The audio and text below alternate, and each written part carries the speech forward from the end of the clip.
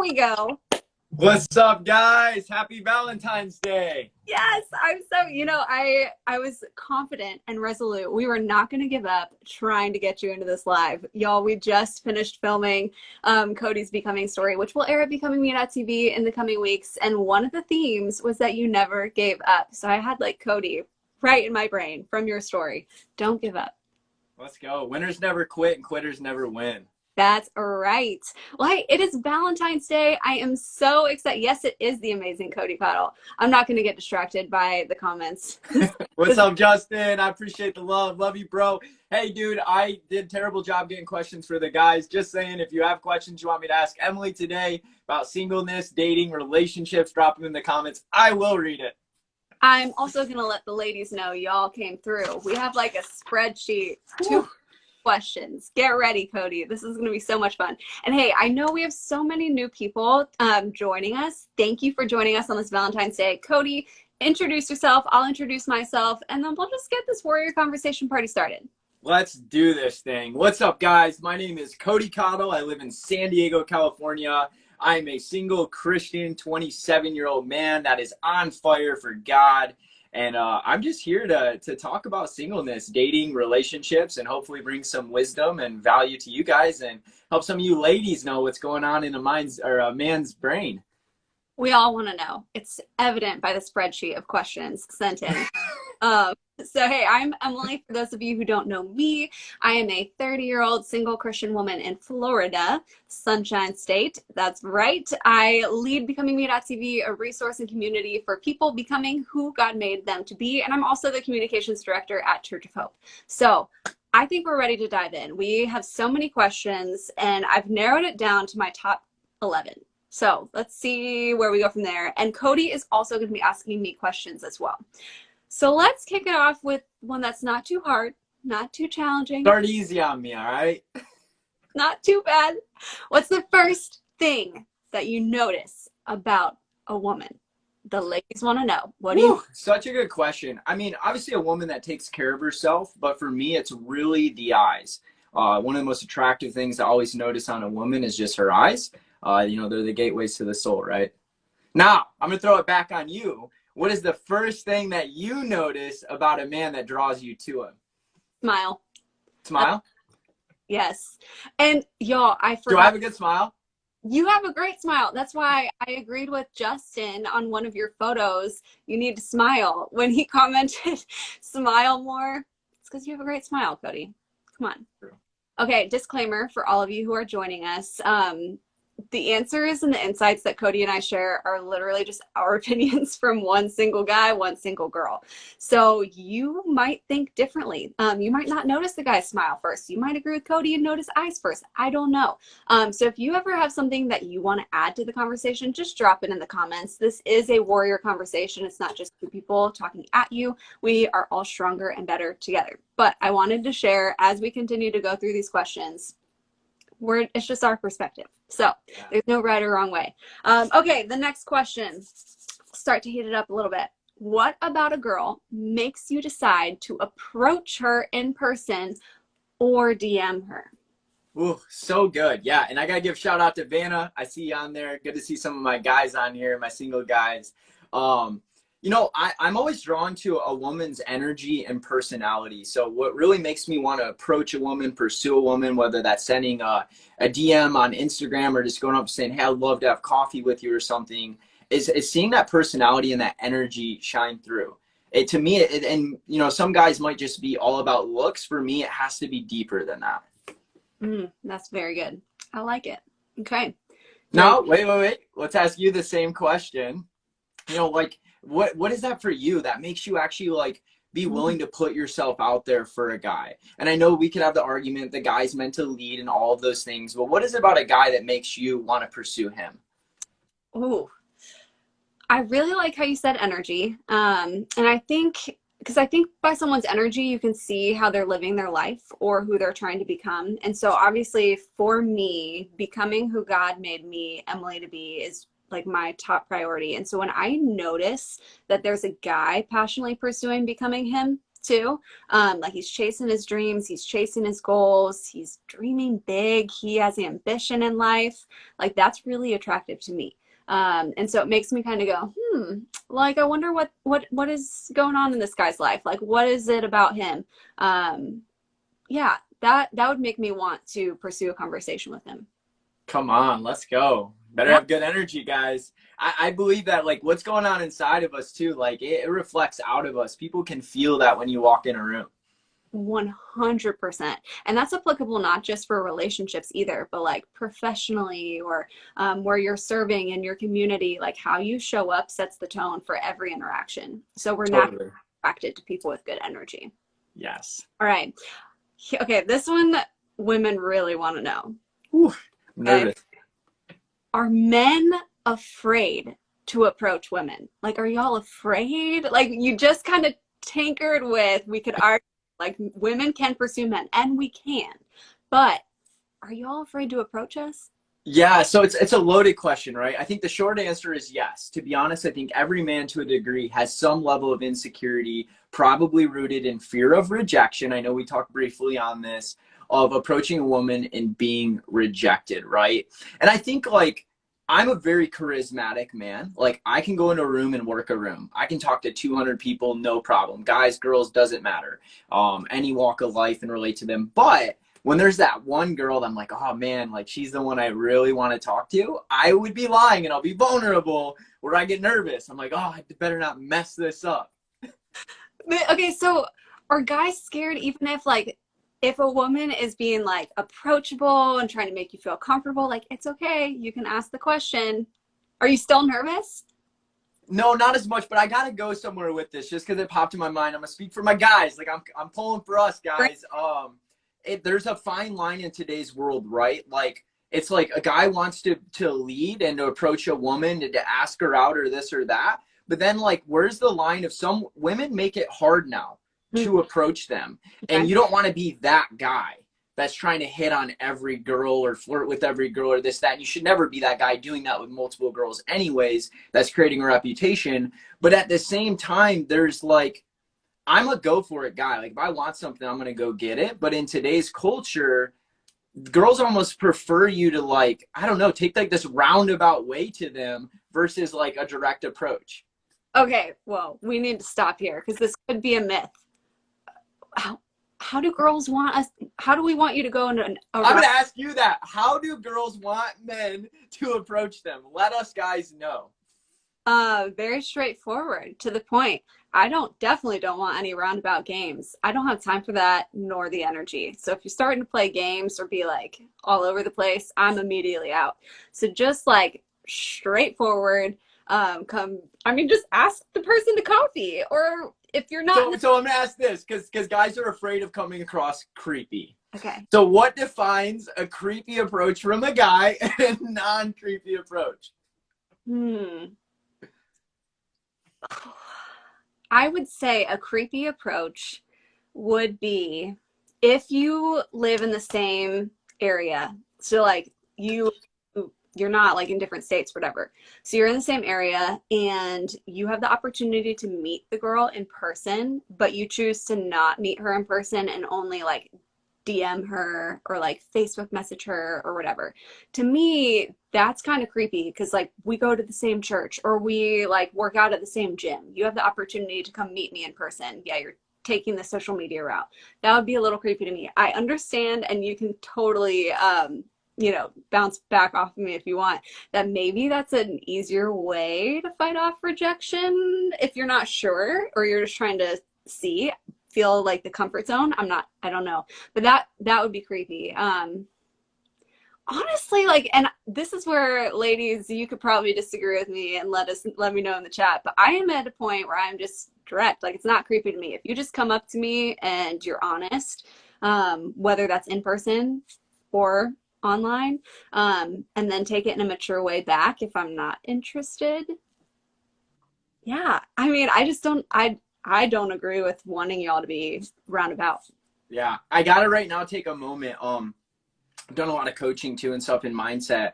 Often the fear in our mind of doing something is much more scary and more than what it actually is, right?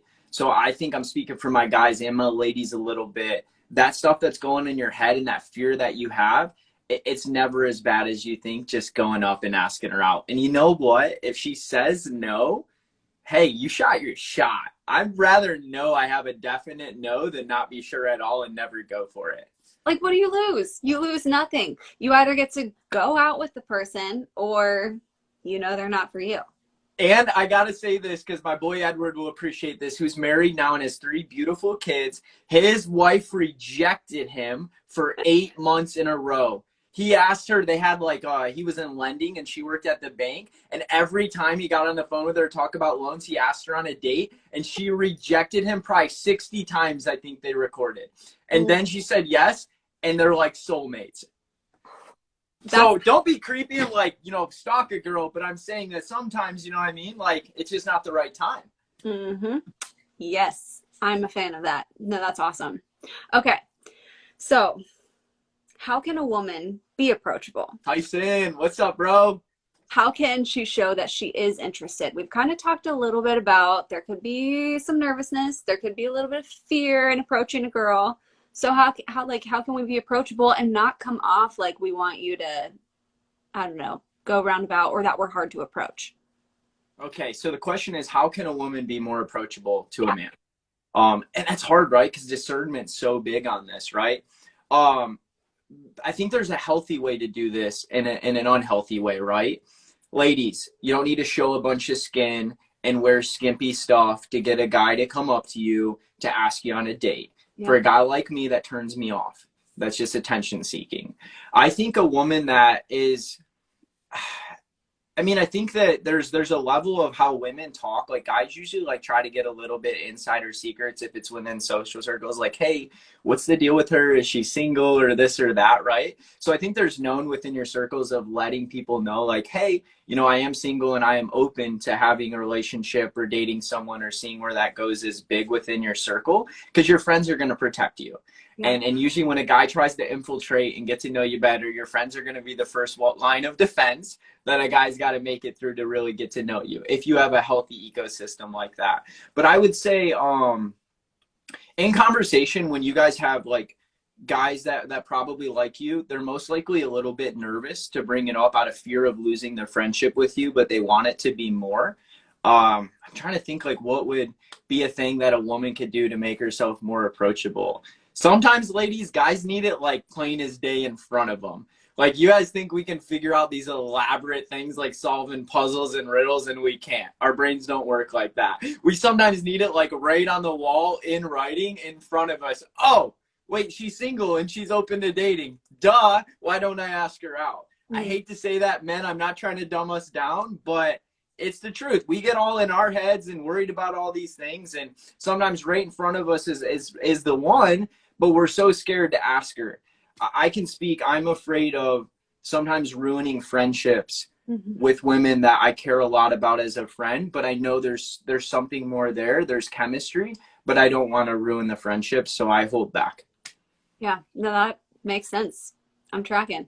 So what about guys, right? So how do guys make themselves more approachable to women? Okay. I feel like in general are approachable. But I think that women don't want to do the approaching, or at least this one doesn't. So I have no problem starting a conversation, swiping right on a dating app, whatever the case may be. But I don't want to be the one to make that move. And I think that at what kind of strong, independent woman you are, I think at our core, females want to be pursued. And so I don't think that there's an approachable problem when it comes to men. I think women want to be approached. They want to be pursued.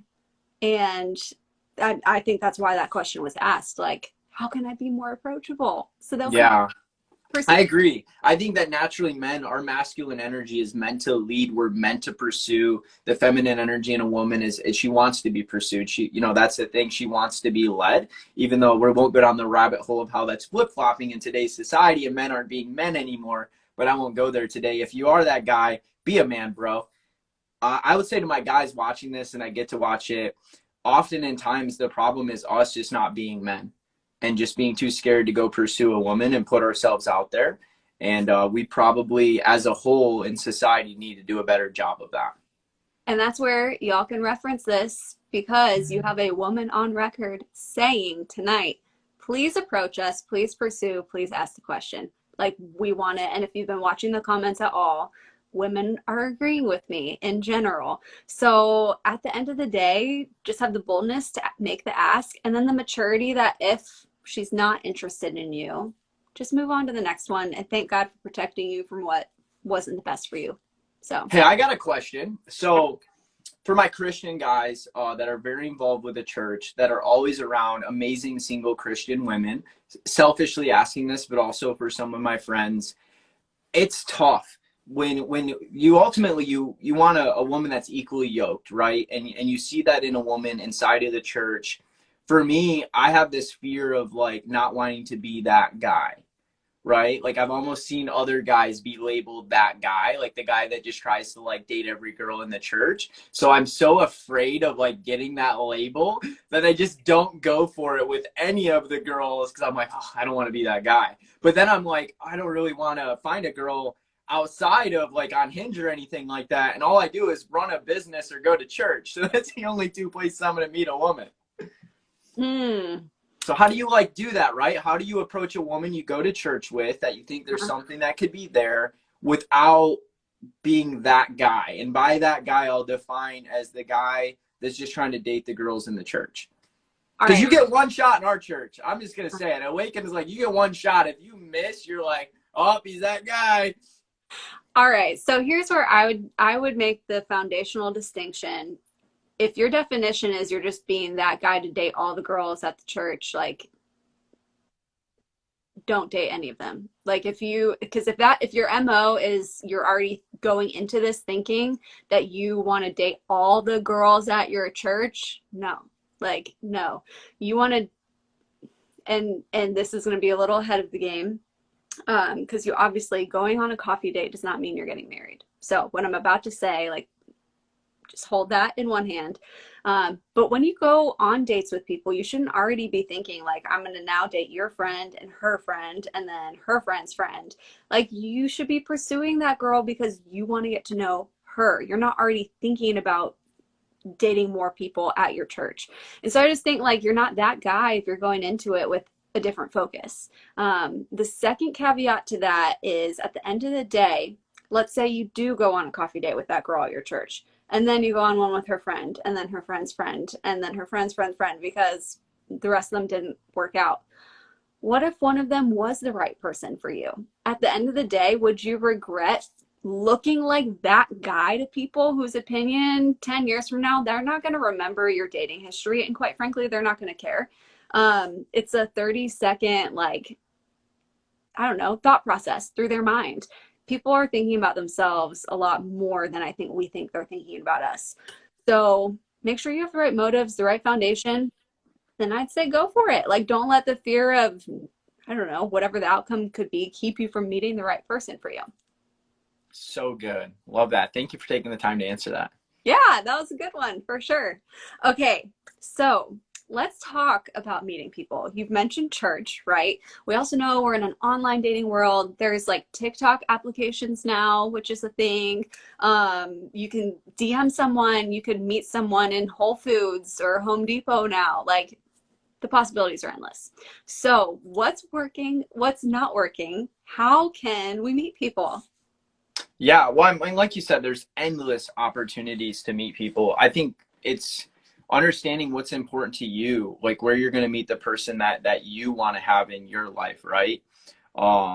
Church is a great place if you're there, but maybe that's not the place that you meet your significant. We have all of these apps and stuff. It's funny. I own a content creation business. I'm in the social media game. I will never take applications through TikTok. I just think that's silly. That's ridiculous. I'm old school. I want to sit down. I want to buy you coffee. I want to get to know you. I don't like DMing. That I think it's so annoying. Like, its personality doesn't show through text messages. If you know me, I send voice messages. Like, it's much more personal. But yeah, I think discernment of what's best for you. Like if you're not in your current areas that you're in proximity to, meeting anybody that interests you, then I think it's time to take it to that next level where we do have a digital world and say, okay, I'm not meeting her at church or at work or at the grocery store or whatever. Maybe I can, find a girl online that's in proximity to me that can be my person, right? I'm not the best person for this because I'm so old school. I'm fighting with all of my willpower to not fall into the traps of the DMs and to still like meet a woman in person. Um, yeah, so that's kind of my answer for that. But I will kind of direct it back to you, Emily. I feel like you have more wisdom in this. Where do people look to find someone else? I don't know if I have more wisdom in it or that I've just been willing to try, I don't know, different things. So, interesting fact. I think it was my 29th birthday. Yeah, it was 2020. So, obviously, the world gets nuts and how you meet people totally changed. And so it was my 29th birthday, and I remember talking with my family about being like singleness and life not unpacking how I thought. And it was my dad's idea to try online dating. He was literally like, what do you have to lose? Just like try it, see if it works. I don't know. And up until that point, to be very honest, I was not a fan of online dating. I am personally a lot more old school. I would much rather have the in-person coffee, as you just described, and I totally agree with your answer. Like if you're not in your area meeting people you're interested in, like at what point do you start to expand? Like where can I meet people? Right. Uh, so I tried online dating. I've tried different apps, and I mean, I think I've come to the conclusion online dating is probably not for me, and that's okay. There's lots of different reasons, but I'm really glad I tried it. And so I recently, last week at BecomingMeTV, shared a blog post about 5 things I've learned in singleness. And the biggest thing I would share if you're going to try online dating is to have boundaries in place and your circle people know about it. It can be really easy to fall down a rabbit hole of getting frustrated or depressed. You kind of have to get thick skin pretty quick because you're going to talk to different people every week. Sometimes, I mean, a conversation can last 24 to 48 hours. Like you learn a lot through the process. But my circle, knowing what I was doing, having boundaries in place really helped me not feel like I was going to lose my mind or get frustrated in the process. So yeah, I would say like try online dating in a healthy way. I'm not opposed to DMing someone in a healthy way. I just think at the end of the day, being open to the fact that our God is huge. Like he literally can introduce people in his timing, in his way, however he wants to. It could be in your hometown and it could be someone halfway across the world. And so I just think being open and available is the best way to go and not trying to control how and when it's going to look. Oh, that's so good. I love how you ended that too. Being open and available, be willing to try different things. I am a firm believer of that. I'm willing to try anything. You know what? And if I find out, oh, this isn't for me, and I do know sometimes the first time could just be a terrible first impression, I'll try it at least twice. I'll give everything at least 2 times around. Exactly. Exactly.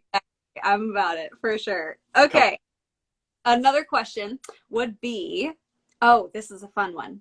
Do emojis have hidden meanings? Like girls want to know if you're sending hearts or winks, or does that mean something? Or like what do emojis mean? Right. So I think it depends on the person, right? Because I've seen some people that very freely use emojis, right? Like I've had even like someone that was like the most non-sexual like thing ever, a woman that's like a friend, like send me winky faces like all the time. And at first I'm like, what the heck's going on here? Because my immediate reaction was, you said a winky face, like there's a meaning behind it. But that Uh-huh. was just like how she like messaged. And I got used to that. I was like, oh, well, this is just, how she messages. Mhm. I think for guys, like typically we use emojis less typically, so there usually is deeper meaning behind it. Um, yeah, there's discernment there, right? Like in getting context on that. And I think if you don't know the right timing, just asking like, hey, just for clarity, like, you know, is there meaning behind these emojis and stuff like that? Which is like really awkward when I just said that. I think there's a discernment of time and place. But I think the short answer is yes. I think ultimately we use emojis with meaning behind it. Why else would we put them there? Yep, I 100% agree with what you just said. Cool. Yep. My 5-minute way of answering a 30-second answer. No, no, it was like literally it so crisply and cleanly, and I couldn't agree more. Like, yeah, I I definitely use emojis with meaning. So yes. For sure. Red flags. Say that one more time. What are the red flags that when you meet a woman, you're like, yes, I'm gonna ask her to coffee, and maybe you're having that coffee chat. What are the red flags? You're like, oh, nope, this isn't the girl for me. Yeah, I think I mean there's a lot of red flags, right, that we can identify in people. I think some of the ones that I noticed, just like red flags of noticing someone that really doesn't have their stuff together and their life together. When I start to see hints of, wow, this person really needs to like do more work on themselves right now. They shouldn't even be dating. Huge red flag for me, right? They just don't have their stuff together. Honestly, it's a red flag if you're, you know, you're my age and you're still trying to figure out like your career, what you want to do with your life. A little bit of a red flag there. Doesn't mean I'm judging you. We all have changes and stuff like that. Bringing up ex-boyfriends and toxic relations and ships and stuff, total red flag. Still not over them. Still going through it. Still probably texting him. Going out on the weekends, every single weekend with friends, going down to bars, clubbing, things like that. Total red flag for me. 14 months sober, have no interest in that. And guys, this is just my opinion and my perspective on it.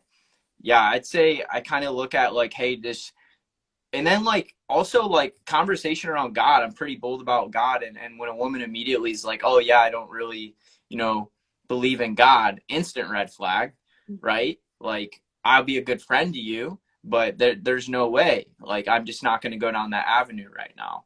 So those are just some red flags that pop up. What about you? What are some red flags for guys? Hmm. Definitely, like if they're not pursuing a relationship with Jesus first. I think one of the things, and I actually shared this with my dad today, what I appreciate about how he modeled love for my sister and I the most was that he loved God most, loves God most, and he loved my mom best. And so in Ooh, our life, like, notes, gentlemen. Love God most, loved mom yeah, best. yeah. So he would say too, like, my mom is not first for him. Like, he's not first. Like, God is first, and then it's my mom. And so I just think that sets this foundation that, like, if the guy's really pursuing God, at the end of the day, I really know he will love me best.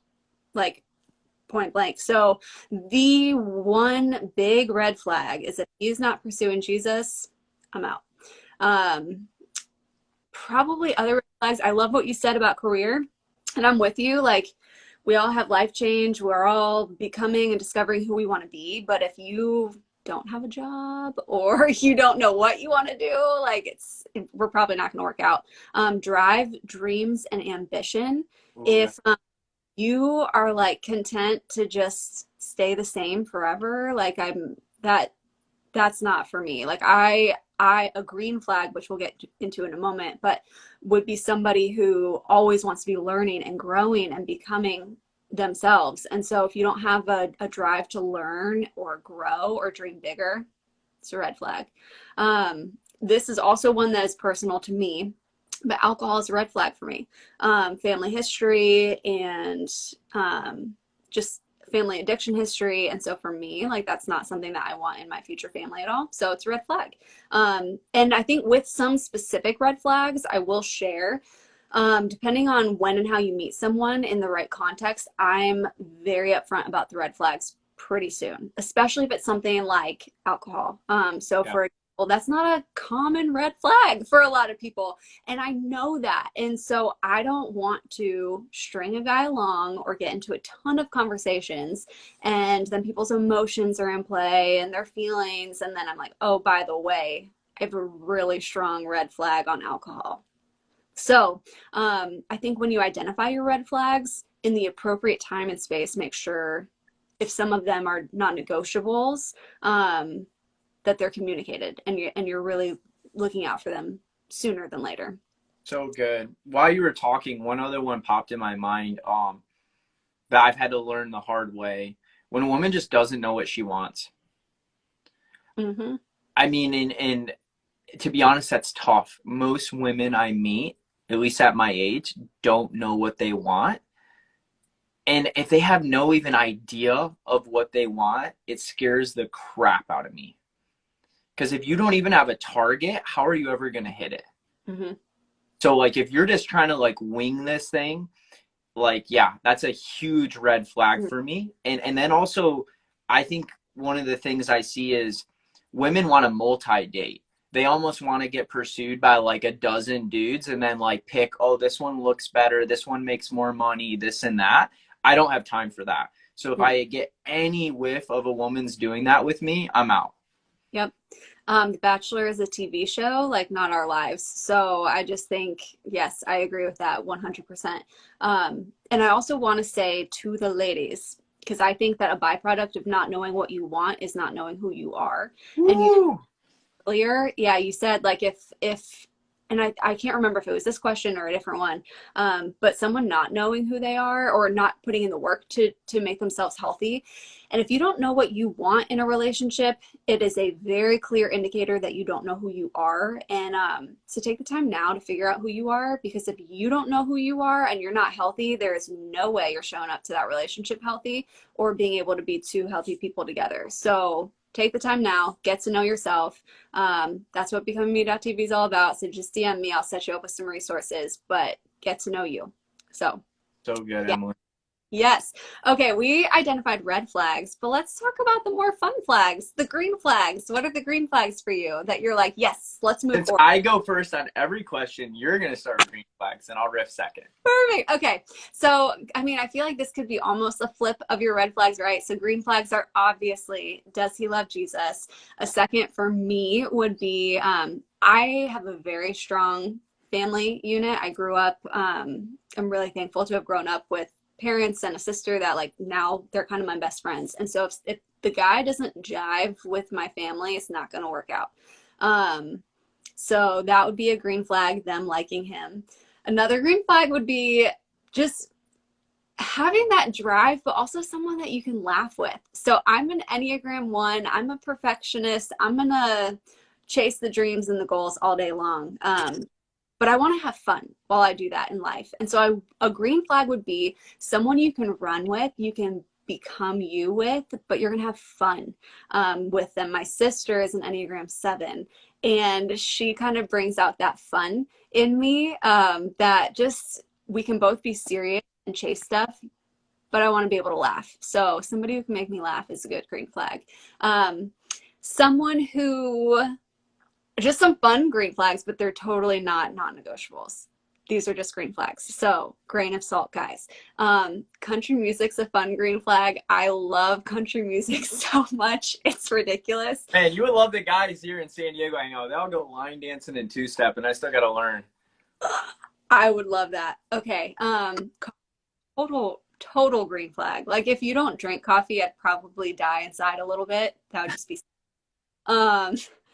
and someone who likes the beach. That's a total green flag. I love the beach. Yeah. So some fun in the midst of serious green flags. I like it. Those are good. I got to follow that up. Yep. Your turn. First thing that came to mind is, I love a woman that challenges me, that makes me better. So if I'm around a woman and I already feel like, wow, she challenges me and makes me want to be better, that's such an attractive green flag. Intelligent conversation. I have to be able to have intelligent conversation. If we go out to coffee and I feel like I'm talking to a wall, it's just not going to work. So a green flag for me is, you ever just have those conversations where you meet someone for the first time and you're like locked eyes with them, and next thing you know, like an hour, 2 hours, 3 hours goes by? Great green flag. I'm like, wow, I really enjoyed that conversation to the point of where time just disappeared while we were talking. Yep. And that's always an amazing green flag.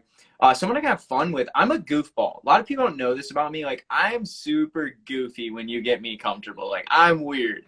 And when I get around a woman that, like, I feel comfortable, like, I can be goofy Cody, because everybody sees me as this motivational business owner professional. Behind the scenes, I want to be a goofball. And I don't want to feel, like, insecure about it because a woman starts acting weird around me because I'm just being myself. So I think when I get to that point with a woman and just feeling comfortable in that, awesome green flag. It's kind of a deeper one, right?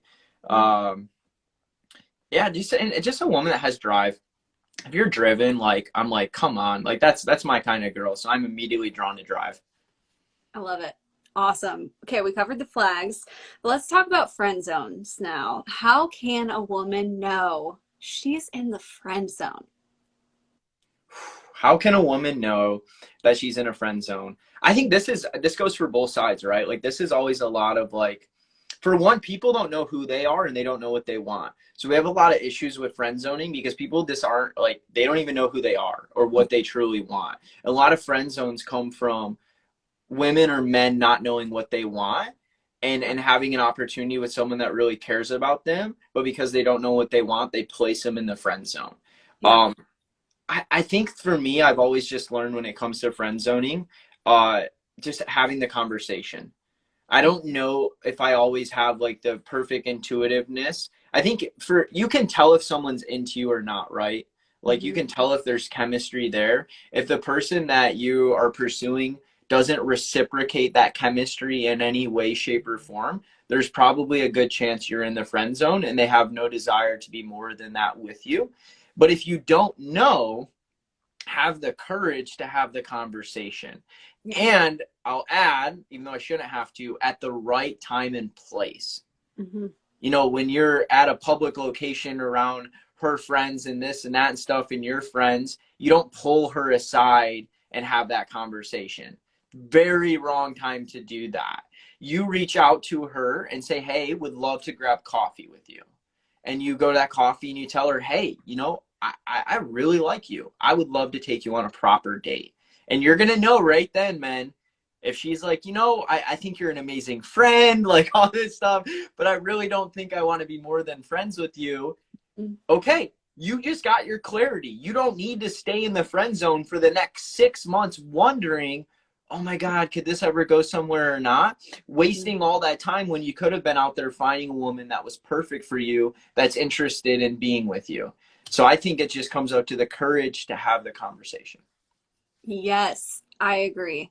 And from the female side, I will use the word friend like so much in conversation. If the guy hasn't done what you just outlined, so he hasn't said, "Hey, Emily, like let's, have a deal," so to speak.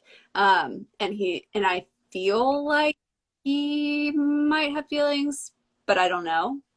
I'll just make sure with my words, I make it very clear I see him as a friend.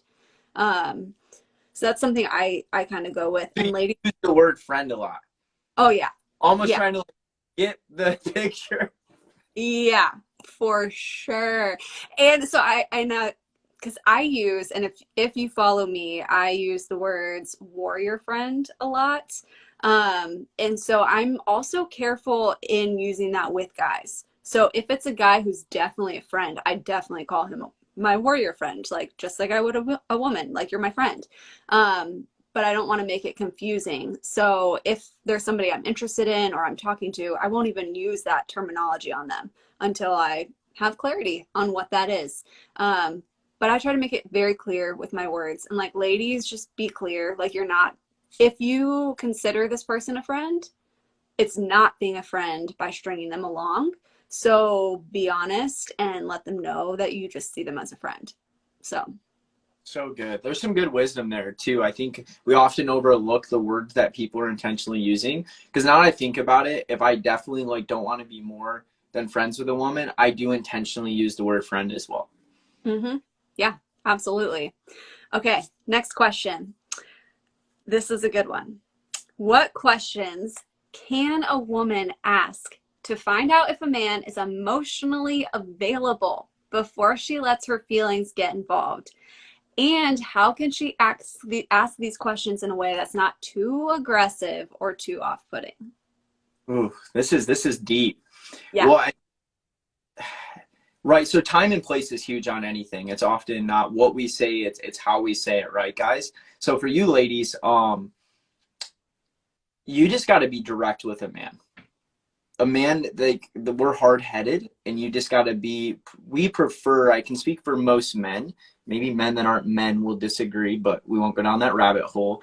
I would prefer in the right time and place a woman just being straightforward with me. And I'll tell you what, it's attractive when a woman actually does do that. You're like, wow, okay, no more messing around, no games here. Like if I have any, I mean, there was a woman that I dated for several years that I had an amazing relationship with. We were really good friends for a long time, and she really liked me, and she just in the right time and place said, hey, listen, like I really like you, and I want to be more than friends with you, but I don't want to just mess around or this or that. Like we're gonna date. She like just approached me like that, and I was like, wow, I respect you so much for having the courage to bring that up to me. And I liked her too. And that circumstance, I guess I just wasn't the one that brought that to attention first. I was afraid of ruining our friendship. And so I will say, if you want to know if a man is emotionally available for a relationship, watch a few things with him. There are red flags you can identify in him. See how he's behaving, how he acts. Is he super flirtatious with every single girl, this and that? Is he just trying to be a playboy? That I wouldn't. He's probably not emotionally available for a relationship in depth if that's the way he's acting. And then I would just have the right time and place to just talk to him and say, hey, like, are you wanting to date, a woman right now? And just straight up ask him. Mm-hmm. And then ladies, also set a standard. Like I think like one thing that needs to happen in today's society, someone phrased it to me not too long ago. I'm trying to remember what it is, but dating nowadays has changed so much where people don't commit to one another.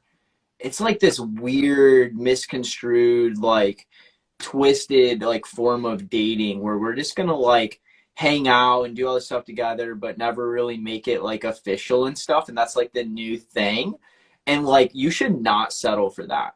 Like if you want a man and you want to be in a solid relationship, you make that man like commit to you or don't be with him. Yes. I feel like there should be a million hearts popping up on the screen for that right now. I agree. Yeah, Do guys, the engagement has slowed down. What is going on? Show us some love. Give us some hearts. Drop a comment. Do something. Let us know you're still here. yes. Oh my. Hey, there's definitely some love right there. Okay, I love it. So, when you want to be with someone, do you say it or do you wait for something specific to happen? So, if you like, I mean, I don't know whether you've been on a couple dates or you've had conversations and you're like, I want to pursue this. What tips you over the line to making the move? Yeah. Well, I think the answer is always yes, right? Like you don't know what you don't know and you have to go for it. And if you want something, go get it. That goes for men and women. Um, I think that there is, once again, back to timing and place is huge, right? Like if a girl's never gotten the opportunity, you've never bought her coffee or spent time with her and had one-on-one conversation, for one, how do you know that Mm-hmm. she's actually the right woman for you? And how would she ever know that you're the right guy for her? If some relational equity has been built, time has been spent together, there's chemistry there. Usually it actually flows pretty natural, right? When you actually find someone you're vibing with well, then it honestly kind of just falls down to just being direct about it. Hey, I would love to actually date you, like date you with intention, take you on a real date. I think there's levels to this, right? I think there's asking out, I want to get to know you better. I think there's maybe a couple of those. And then, wow, we really vibe well together. Hey, do you actually want to date? And I like when that vocabulary is used, now it's exclusive. I think that's where you enter the territory of honoring her and she honors you, and you're not out going on dates with other women and this and that because you're dating with an intention at that point. Does that answer that? Yeah, no, I think that that's so wise. I love that answer for sure. And it makes me think of like how we've already mentioned a couple times, our words really matter. And so obviously the whole reason we're even having this warrior conversation Instagram live is because there's confusion on what is the guy thinking, what is the girl thinking, and we could clear up a lot of the confusion and heartbreak if we just like valued the words that we say and we don't play games with each other and we're just clear and direct. Yeah. Let me ask you this. At what point, right? So a guy comes up to you, Emily, and hey, I would love to buy you coffee, right? At that point, it's you're just friends, right? You're the guy's going out to coffee with you, and there's just conversation, right? You're just even seeing if the one-on-one conversation's even worth one another's time, right? So that goes well. You go on another friend date with a guy, right? And then, but at what point do you feel is okay for a guy to ask you actually like to really start dating him? Yep. So I'm going to answer how Emily is, but I will say, I think if you are not emotionally healthy, you don't know who you are. First, you shouldn't be going on friend dates. Take the time, take yourself on a coffee date, get to know you. Because with what I'm about to answer, some people could be like, you crazy, I don't know. But I after one conversation, have a very strong read on if I would want to continue talking with someone. So for me, one coffee date, two coffee dates, like I'm still talking to you, be direct, ask the question, let's go. Because by then I don't want to waste any time of my time. I don't want to waste somebody else's time. And so I would rather and getting to know someone is a journey, right? So I'm not saying in like two coffees, you know everything there is to know about this person. But in like two coffees, I know if I want to keep getting to know you or not. And I would rather us determine that and keep moving forward or part ways and go on new first and second coffee dates with someone else. But that's because I know who I am and what I want. And I don't want to keep just going and having coffee to have coffee because I can buy myself coffee and I have too many other things to do. So, I mean, I would just say go for it. Ask. Make the move. Man, that's so good. And I love how you talked about like knowing who you are and what you want first. Guys, I think that if there's one really common theme you could take out of this, when you really know who you are, you've done the time to develop that self-love, understand yourself, what you want in a significant other, then it's much easier to go out and be intentional about that. And I'll be honest, for a lot of my life, I didn't know that. And part of the reason that I'm still a single man right now, because everybody always asks, right? Like, oh, Emily, why are you still single? Are you know, single? Well, maybe it hasn't happened yet too, but there's also a degree of, I've been working on Cody, you know, and really learning, you know, what do I want? Yep. How can I go out and find the woman that's perfect for me if I don't even know what that looks like? Yes, I agree. Okay, so to kind of flip that question a little bit, in a guy's mind, when he's going on a friend coffee date, whatever we want to label it, in y'all's mind, like, is there like a magic number that you're like, oh, I can get to know if I want to keep getting to know this girl in like 2, 3, 4, like, or does it depend? I guess it could depend on the guy. I think for me, the way I've typically worked is I want initially conversation is so important to me. And so like I love coffee too. Like I'm a coffee guy and I think caffeine, right, gets you talking, loosens you up a little bit. It's a great way to get to know somebody. And then I'm an adventurous guy, right? So the second thing I'll do to hang out is something to do with outdoors. Let's go on a hike. Let's go to the beach. Let's do something, right? And I think typically after that, I have discernment. Man, I also will say I had a mentor speak life into me one time that if you know she's not the one, then don't waste her time.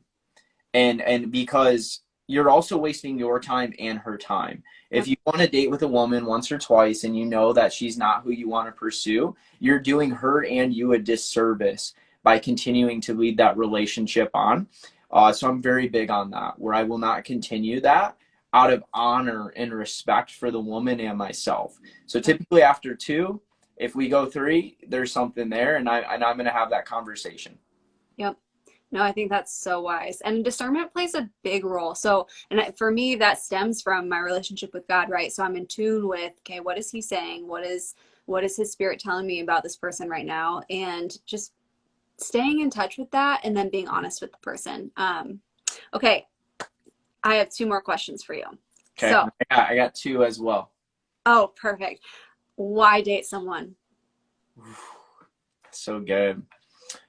Why date someone? Well, ultimately, we were put on this earth to find a significant other, to fall in love, to procreate, to have a family. God created man originally to love him and have a relationship with him. Adam was lonely and God knew that. So God pulled out of Adam his rib and wove Eve, a woman.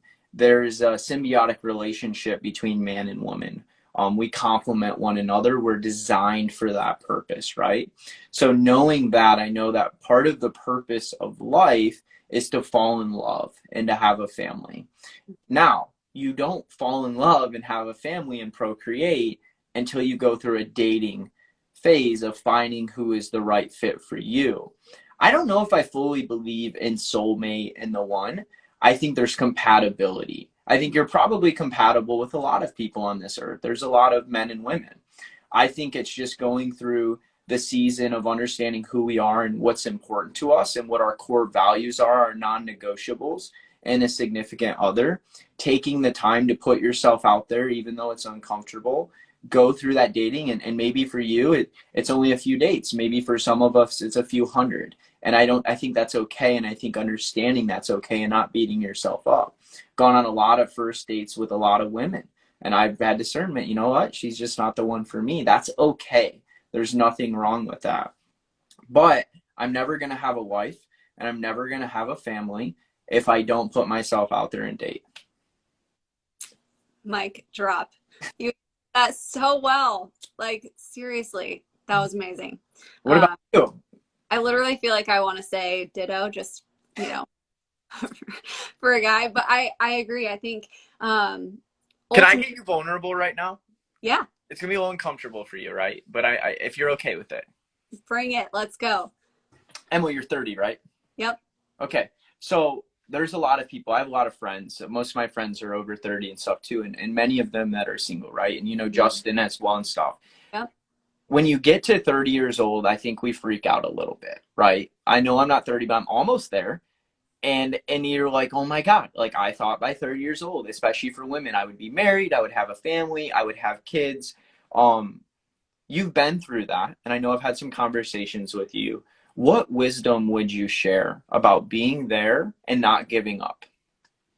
Yeah, so turning 30, I had a lot of mixed emotions. I vividly remember, like as a middle schooler, looking up to these college age girls, and they just went through this succession of like diploma, marriage, kids by like 26. And so as a 13, 14-year-old, I watched that. I had a lot of dreams. I wanted to be this like career strong, independent woman person. So I thought surely 28 was old. So I'd be married by 28 and kids 29, 30, all of that. And turning 30, obviously none of that has happened. I've been pursuing the career goals like no other, but it was a weird feeling like having that little girl Emily on my shoulder, like, wow, like you thought this was old, and I definitely don't feel old. I think that, like the best days of my life are in front of me. And so I think what I really have learned, especially over the last several months, is to take your disappointment and like hold it and be okay with it. And that being disappointed doesn't mean that you don't trust God or that you're giving up or that you're going to be single for forever. But you can't really like heal from being disappointed that a dream didn't work out if you're not willing to look at it and to wrestle through it and ask yourself really hard questions as to why am I disappointed right now. Was it just because at 13 I thought this was the timeline for my life, or is it just because culturally like everyone on Instagram in my age range like has the house and the white picket fence and all the things. And so in wrestling and holding the disappointment and giving myself like that grace and space, I've come to a much deeper appreciation for who I am. So I feel like a big theme in a lot of our answers has been like knowing who you are. And I don't think at this stage in my life, I would know so confidently who I am if I wouldn't have been willing to look at the disappointment of the last year, and really wrestle through it. For a long time, I tried to just brush it under the rug and be like, oh, like I'm not like a warrior if I'm disappointed, or if I'm sad about this, or if I'm frustrated. And I think I've come to the conclusion, the reality is real strength is being able to look at your disappointment and the really frustrating parts of life and like journey through it, and not around it or over it, but like go through it, and fall more deeply in love with Jesus. And so in the middle of that, yeah, I'm 30 and I'm very single and I'm figuring out a lot of stuff. I don't have all the answers. I don't have life all figured out. But I know more deeply who does. My relationship with Jesus is the firmest foundation like of my life. And I think this is not everybody's story, but I think for me, potentially, if he had introduced me to Mr. Right earlier, perhaps I wouldn't be as in love with Jesus as I am right now. Wow. And so that is something that I am so thankful for. I think there's a lot of other. So one, look at your disappointment, go through it. Two, spend all this time to fall in love with Jesus. Three, get to know who you are. What a gift. Like, when I'm married and have kids, I won't ever have this time and space and availability ever again. Like, life will look very different. And so for me right now, being able to steward the season that I'm in to really know me and be the healthiest Emily when I do show up with that guy, like, what a gift for both of us. And so I know that singleness in your 30s, your 20s, your 40s, your 50s, whatever age, is a gift. And we need to stop looking at it as this age definition of your identity, because that's not what it is. And you're going to miss out on your life if you really think like, I have to meet all these milestones by a certain age. So yeah, that's some of the answers. That was the true mic drop. Let's go. What an answer. I think you just shifted some lives. I think I even needed to hear that. That was powerful. Well, it's what God's teaching me. So I mean, it hasn't been easy, but it's definitely, but I also think becoming you is never easy. And so when you choose to lean into it, and really chase after it, it's going to be so uncomfortable. Like, nothing about becoming ever comfortable or easy. And so learning to lean into the hard things and do it. And yeah.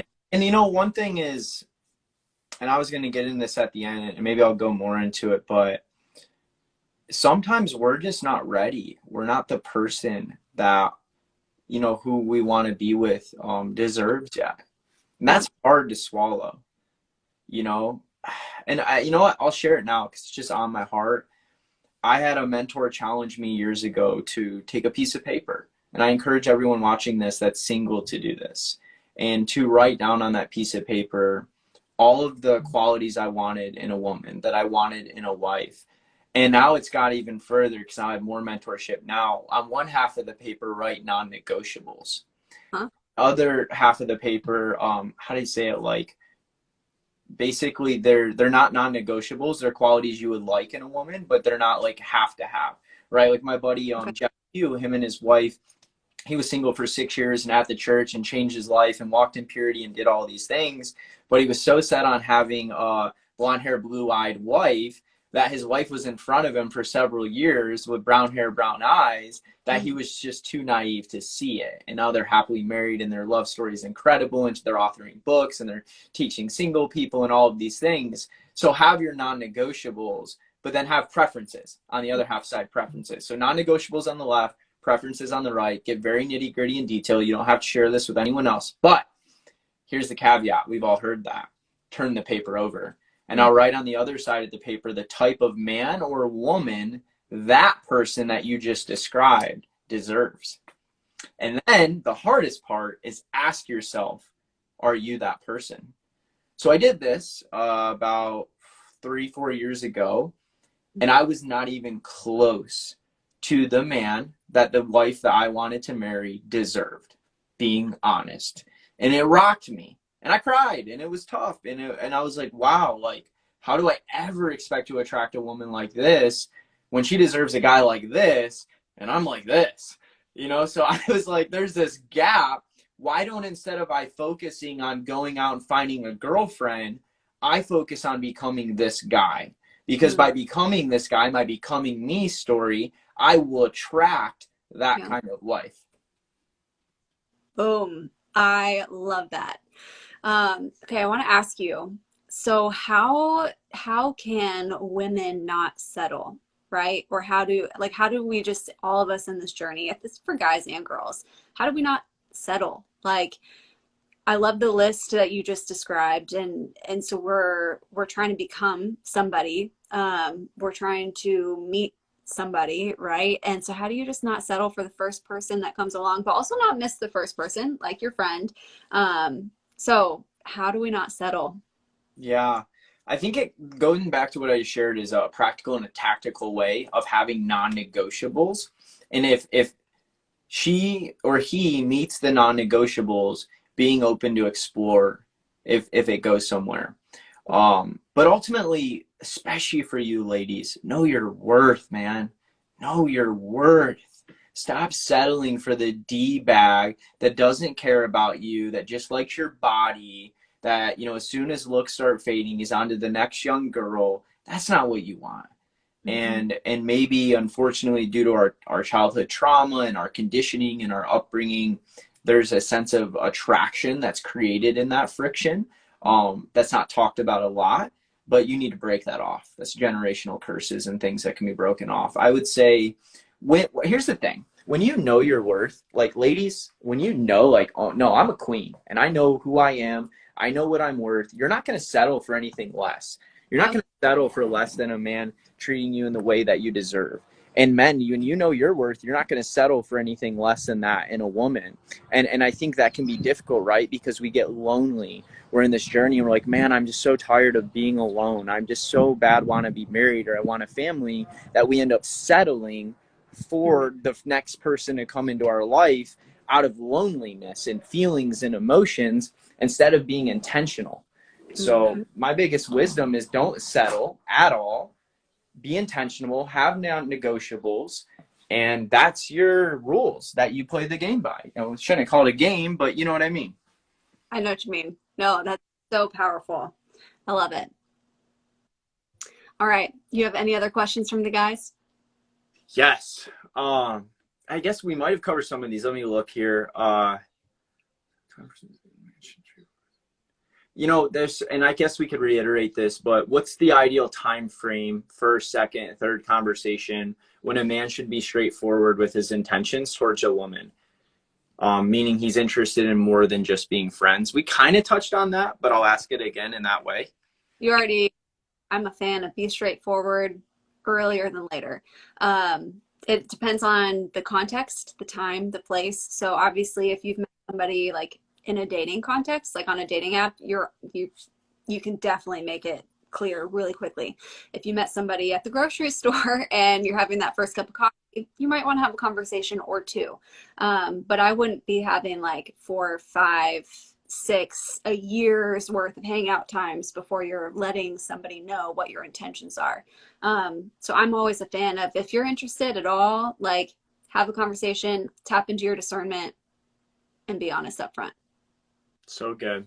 All right, this next one's kind of hard to ask. I'll do my best to word it. So basically the question that's being framed from this guy is, when a man women, you have to understand too, for a man to get to a point to where we're vulnerable enough to open ourselves up to you, that's hard for us to do. Most of the time, because we've been vulnerable, we've taken the walls down, and we've been crushed. I've had my heart broken by a woman. You've probably had your heart broken by a man. It is not a good feeling. And for a man, the way that we're wired, our primal instincts, our warrior inside of us, is to protect ourselves at all costs. That's how our brains are wired. So when a man gets vulnerable with a woman, and then she hurts him, it's hard for him to get vulnerable again. So with that context being said, why is it that when men do open up to women, and I know you have a good answer for this, it tends to frighten them and push them away? But when a man is a closed door, it's more attractive to women. Now, this is a perspective from the guys that have opened their heart up to women, but see that the D-bags that are always closed off and talking to, 10 girls, sleeping with 3 of them, are the ones women are attracted to, versus the guy that's really all in and vulnerable. Yeah, so I think this question, ladies, reveals a powerful insight into what guys think about us and how approachable we are or not approachable. We obviously just heard that there's an assumption that we're more attracted to men who maybe aren't as authentic with their emotions or how they feel, but that we're more attracted to like the bad boy. And while that might be true for some people, like it's not, when you know who you are, that's not true. When you are healthy and you're showing up to a relationship like with intention, you know what you want, you know what you bring to the table, you love yourself. Like it's the most attractive thing for a guy to be honest with you. And so I think there's multiple, we've talked about time, place, and setting a lot, and there's just maturity at play for both parties. And so I think when a man is mature enough to be honest and vulnerable, like ladies, let's be mature enough in how we respond first and foremost. So even if the timing is off and it's like 24 hours in and this guy just feels safe enough to tell you his deepest secret or whatever the case may be, have the maturity in how you respond, and just be honest. In trying with you guys, I tried online dating, and sometimes you text and you talk with people, and so I mean that's how it happens. That's what online dating is. And so sometimes you run into, you're texting with somebody for 24 hours and they're starting to go deep really fast, and sometimes it's just not the right timing. And I think for women, like, guys, if you're going to be raw and authentic, like, don't do it over a text message. Like, FaceTime, make a phone call, do it in person, like, be real that way. When it's through a screen, it can feel, it's hard to read someone's emotion. It's hard to respond really well. And so I just think make sure you're in the right time and space, and just how you're communicating it. The thing I will say to the guys, if a woman finds that unattractive, like you've had a couple coffee dates with her, you like her, maybe you've even had the intention conversation, and you share something that's kind of vulnerable, and she responds in a way that that's not attractive to her, just thank God for protecting you from that girl. Amen. Like, ladies, I am one, but if that's how she's responding, she's not emotionally healthy. She doesn't know who she is, and she needs to spend some time working on her. That is what it is. Coming from the place where, like, I am having conversations with people, right? And so you're on those coffee dates and somebody chooses to be raw and authentic with me. I always view it as an opportunity to lean into a conversation. It might be an uncomfortable conversation. It might cause some questions. But at the end of the day, if both of us are mature and you're being authentic from a place of maturity and health, and I'm showing up from a place of authenticity and maturity and health, then we're either going to have a great conversation and keep moving forward with more clarity, or we're going to both discover, hey, I think we're headed in different directions. That doesn't mean that like either one of us is wrong or bad. It just means like you're going through something and we're not headed in the right direction. And so have the maturity on both ends that if a girl decides to not move forward with you after you're vulnerable, it's not a reflection of you either. Like, it's what's happening in both of you. Does that answer that a little bit? That was really good too. And as you were talking, like, I always think about, like, man, what is it? Women also, they want to be led, they want to feel protected, they want to feel like these different things and stuff. And to the men, there is a level of discernment and understanding when is the appropriate time to be vulnerable with a woman. If you're doing that 24, 48 hours in a conversation, I can understand how I would push someone away. Honestly, if a woman did that in 24 to 40 hours conversation with me, it's pushing me away, right? Like, hey, we don't even know each other that good. Right. And you're telling me all your ish. And it's like, I feel for you that you want someone to talk to, but can we not get to know each other on a deeper level before we go that deep? So to the guy that asked this, I think what Emily said about her maturity is really big. If you've developed that relational equity, and I use that word very intentionally, and then there is a time where you get vulnerable and you open up to a woman and she's not receptive, there's a good chance she's just not in a place of maturity in her own life. I've experienced that with women, You know what I mean? And there's been women that I've been head over heels for and this and that. And the truth was, when we got to that point, we went through all the phases. She wasn't emotionally mature enough to step into more and deeper meaning in the relationship. And then that's a tough point to be at. It's like, man, I really like you, but you're really not mature enough for this to evolve right now. Then it comes down to, am I willing to wait for you to become mature enough, knowing I'm probably going to get hurt in that time frame? Or do I walk away now and save myself heartache? I've typically been the guy to walk away. That's just me. It's like, hey, you know, this is where we're at. You're not ready to take it to that next phase. I'm out. Yeah. No, I think that makes perfect sense. Have you heard of that saying, like, the depth of relationship is the depth of the truth that you can share? Yes, I have heard that. I think that's definitely very true. Could you say that again? Siri said, sorry, can you say that again? Siri's taking notes. Yes, the depth of relationship is the depth of the truth that you can share. And so obviously, like, yeah, it's just a whole lot of discernment. I mean, a couple coffee dates in, depends on the topic. What are we talking about? Like, you know, and so it's just having that depth. And yeah. Any other questions, Cody, from the guys before we wrap up this singleness Q&A? I think this was awesome. I think there's a million things that we could talk about, and we've been going over an hour and we've covered a lot. I would say if they have more questions, they should go follow what you're doing in your blogs, because they're going to get some awesome answers. As you guys can see, she brings on, you know, people like me, has these conversations, interviews people. I would encourage the audience to go follow you more, Emily, and see what you're sharing with the world, because it's really special. Well, thank you. I appreciate it. Thank you for being a part of BecomingMe.TV.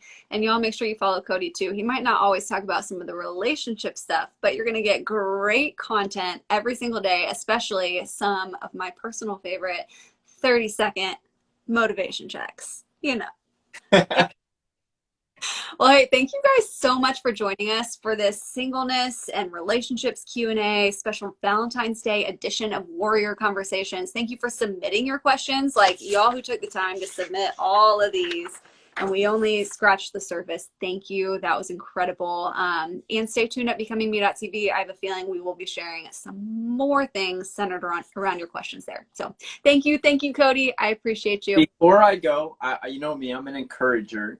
And I would to speak some encouragement into the audience. If you're a single guy or you're a single girl right now and you're going through that season in your life, understand me and Emily are both single, right? That's why we did this today. We'd be lying if we told you we don't struggle, that we don't feel lonely at night, that we don't go through our own battles with still being single. We all do. Most people just won't tell you that. I just want to encourage you, don't give up. Continue to work on you, continue to grow you. If you haven't done the practice I shared today of writing down your non-negotiables, your preferences, and then the type of man or woman that person deserves, do it. Yeah. When you put in the work and you take the time to work on yourself and grow, it's amazing. You know, what I learned in life is what we chase eludes us and what we attract comes to us. You want a significant other, grow so much that people are just drawn to you. Women are attracted to you, men. Guys are attracted to you, women, because you're not out there desperate and thirsty for the next relationship. You're focused on you and becoming the best version of you. And inevitably, you will attract a significant other. I live my life by that. I haven't made it to the other side of that journey to where I've met my wife and I'm married and I have a family. But as a man that's going through the rough, doing that every day, I can tell you every day I learn more about Cody, who I am and what I want. And I feel empowered through this journey, and I just don't give up. I know it's tough and you're allowed to feel emotional at times, but know that every day you step into that greatness that's inside of you, that God does have that person for you. Yes, so much wisdom. I couldn't agree more. Thank you for sharing that, Cody. You're awesome. I appreciate it. You're awesome, Emily. Thanks so much for having me on here. Thank you. Thank you all. Have a great rest of your Valentine's Day.